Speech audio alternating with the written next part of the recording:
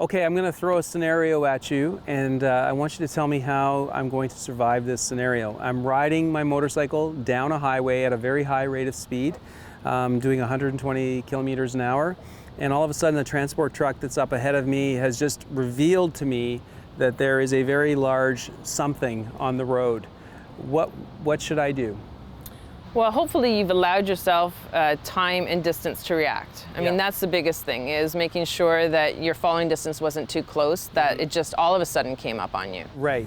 So you have a bit of time to react to it. Yeah. So I know we talked about this, and you said the first thing you do is like just scrub off some speed and allow yourself a bit more space to react. Yeah. And then you're going to be swerving. You need to know how to move your motorcycle around the obstacle at higher speeds. Right. And the way to do that on a motorcycle, higher speeds, is push steering is what we're doing, or people refer to it as counter steering. Okay.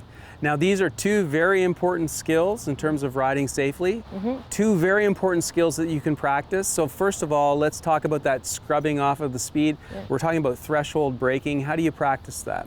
Well, you know, we suggest, I mean, it doesn't matter even if you're talking about the highway speeds or if you're just going along the road at 40 or 50 kilometers per hour, you need to know how to stop that motorcycle effectively. And threshold braking is just that. It's ensuring that you can stop your motorcycle using the brakes to stop just before the brakes lock up. That's threshold braking, and that is in control. So you don't want to skid a rear tire, lock up your rear tire and skid, because that's going to extend your stopping distance. Right. Certainly you don't want to lock up your front tire, because that will cause an upset. Right. And all of this practice is important because you're basically working on your muscle memory.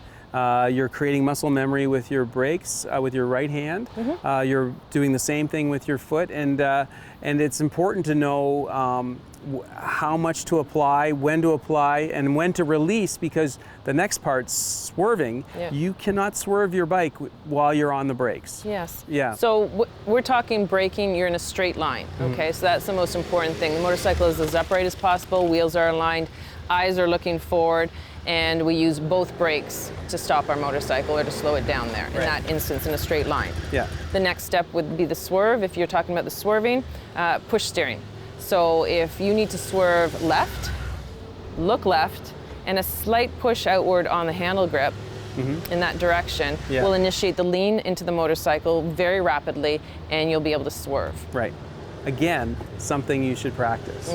Definitely. And you mentioned something very key there as we wrap this up. Look. It's very important to keep your eyes up through all of this, right? Absolutely. There's no help on the motorcycle in front of you. There's no sense in looking down. Everything is up there. You need to be able to react to that. Right. Wonderful. Some super advice. Thanks, Jen. You know your stuff.